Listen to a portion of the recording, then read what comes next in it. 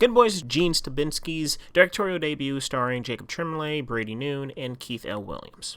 The film follows a trio of friends dubbed the Beanbag Boys on a quest to prove themselves to the popular kids by going to a spin-the-bottle party. On their journey, friendships are tested, sex dolls are found, Molly is discovered, highways are crossed, and hilarity ensues as this trio finds their teenagehood. I love this movie. Good Boys is a laugh riot that highlights not only why it's always good to see a film with a crowd, but also it's a good movie within its own right. The film plays to the strength of its premise, elevating not only its three leads, but the entire cast as well. Jacob Tremblay, who you would know from films like The Room, well, not The Room, The Book of Henry, and Wonder, really gets to stretch out of what we've seen him do before. He plays a very horny teenager that's on a mission to kiss the girl he likes, while also struggling with the possible fact that he might be outgrowing his friends. He also has a couple of quote-unquote tough guy scene-stealing moments that lead to absolute comedic gold. The second member of the Beanbag Boys, that's saying that all together is just, lots of jumble. The second member of the Beanbag Boys is Brady Noon, who plays Thor, not that Thor.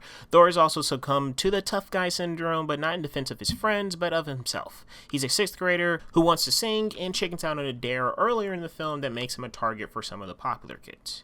So he goes to the party to prove himself. The third member is Keith L. Williams as Lucas. His parents are getting a divorce, and he's suffering from some separation issues. He also can't help but tell the truth, which gets the boys in a hefty amount of trouble throughout the film. We also have supporting roles for Will Forte, who plays Max's father, Little Rel Howery, and Rita, who plays Lucas's falling out parents, to great effect. They have some great lines, some great back and forth with each other. Stephen Merchant plays a creep whose exchange with the boys leads to one of the greatest payoffs I've seen all year. Molly Gordon and Midori Francis play two best friends who chase the boys down after they mistakenly stole some Molly from them. These two characters have a surprising amount to do plot-wise, and it makes the film all the better. Love seeing them continually pop up throughout. The film itself flies at a brisk pace, getting you in and out of the theater in 100 minutes with laughs lathered on every single one. There are multiple lines of dialogue that I missed due to the audience, I included, dying of laughter from the last joke.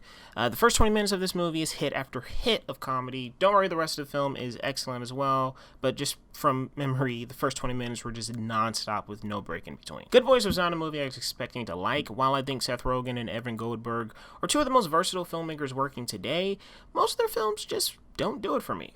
But this one was pure escapism due to a great premise, excellent acting, fantastic writing, and a sharp direction. I can't wait to see what Gene Stubinski and Lee Eisenberg, the co-writer, do next, and hey, maybe make this a franchise. Seriously, you got 3 great leads and some potential mentor figures in Molly Gordon and Midori Francis, assuming they don't leave for college, which, I mean, maybe they're back in town for this hypothetical sequel. I don't know, but what I do know is I want more from the Beanbag Boys. What happens to them in 8th grade? What happens when they go to high school?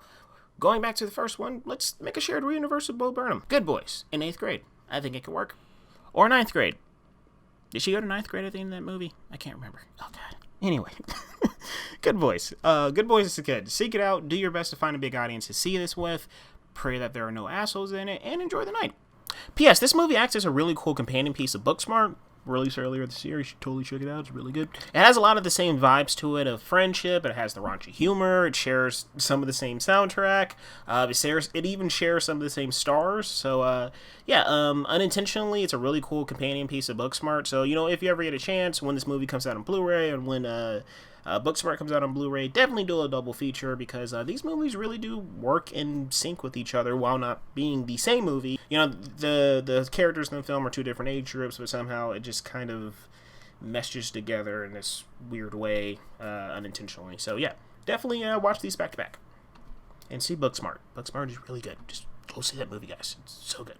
So yeah, as always, if you like this review, please hit that thumbs up button. If you like hearing me ramble on about movies, hit that subscribe button. Check out some of my other reviews as well. I have a review for The Farewell. It's opening wide on August 2nd. That film is amazing, so if you want to hear my thoughts on that before you go see the film, or after you see the film, please click that video. And I also have a review, as I brought up in the video, a review for Booksmart.